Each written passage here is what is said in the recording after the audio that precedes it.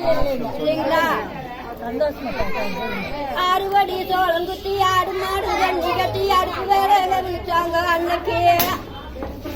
இன்னைக்கு அரைப்படிய ஆக்கிட்டு ஆம்பளைய மறுக்கிட்டு அடுப்பு மூட கலக்குறாங்க இன்னைக்கு.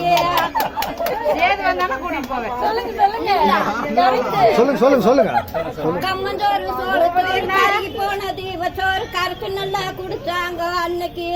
இன்னைக்கு காப்பி கடை இட்லிய கழுத்து மட்டும் தின்னு போட்டு களிய கண்டா முறைக்கிறாங்க இன்னைக்கு. அதுக்கெல்லாம் நாங்க ஒரு டாக்டர் கிழிச்சு போனா தைச்சு போட்டுருந்தோமுங்க. தைச்சுதான் போடுவோம். கந்த துணி வீத்த துணி பொறிஞ்சு போனா வீத்த துணி பொறிஞ்சு நல்லா கட்டுனாங்க அன்னைக்கு.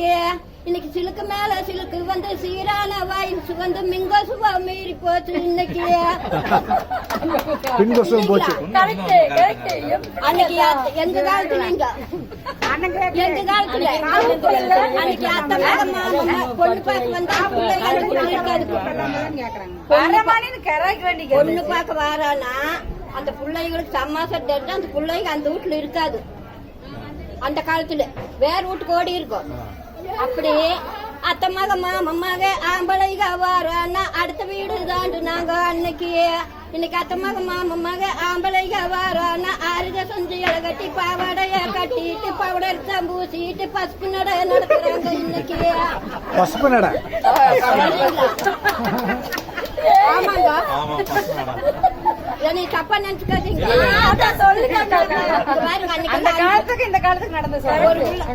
அஞ்சு புள்ள 6 புள்ள இருந்தாலும் கூட ஒரு பையன் வேணும்னு பழனிக்கு 12 அமாவாசை போனாங்க. 12 அமாவாசை போவாங்க.